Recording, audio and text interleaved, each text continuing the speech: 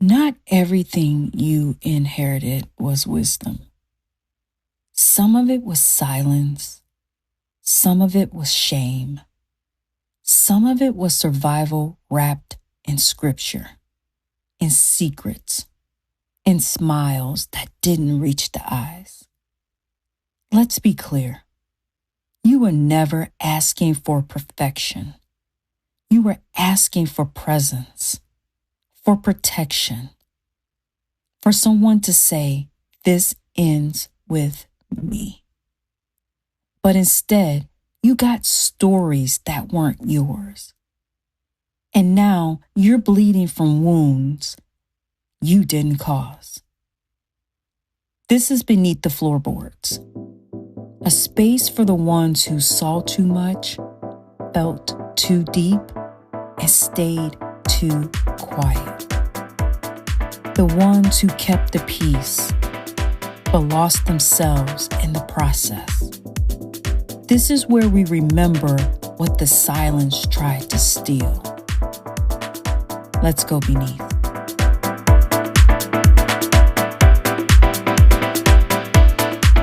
You were the one who noticed it all. The slammed cabinets, the silence louder than shouting, the shift in the room that nobody named. You didn't have language yet, but your body did. It flinched. It froze. It scanned the energy before you ever spoke your first sentence. And when you finally did speak, they told you you were wrong. Too dramatic, too sensitive. So you learned the truth was dangerous and kept silent just to keep the family intact. You disappeared into the roles they cast you in. Maybe you were the strong one, the helper, the fixer. Maybe the scapegoat, always blamed, never believed. Or the ghost in the corner, invisible, quiet, still there. Each role was survival, a script to stay safe in a story you didn't write. Let's take a moment to check in. Place a hand over your chest or wherever you feel tight. Inhale slowly through your nose. 2, 3, 4. Hold for 2. Exhale gently. 2, 3, 4, 5, 6. Feel your body as it is, not as it should be. You are here. You are safe enough to stay. And now, you breadcrumbed your needs. You sabotaged the love you crave. You chose chaos because it feels like home. Not because you're broken, but because you're loyal to a role that kept you alive. And later, it carried on. You became the superhero to everyone else, stoic, reliable, so put together. No one ever asked if you were okay. You kept the facade while crashing inside. Or you wore the villain mask, the one they call rebellious, dramatic. But that coolness, that distance, that was armor. You craved to be seen, but feared the cost. Maybe you were that brilliant one, bright, deep, creative. But the light you carried was too much for the room you were raised in. So you dimmed it. Not because it faded, but because it hurt too much to shine alone. Let's start here. What role did you play? What did it cost you? And what would it mean to finally put down the script? There is a section in the upcoming Beneath the Floorboards workbook called Adult Echoes. It's designed for moments like this when you start to recognize the roles you were cast in and what they've cost you.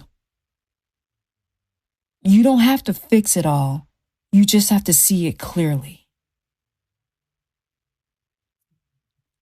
I want to give you a small piece of that. I want you to grab a piece of paper and a pen.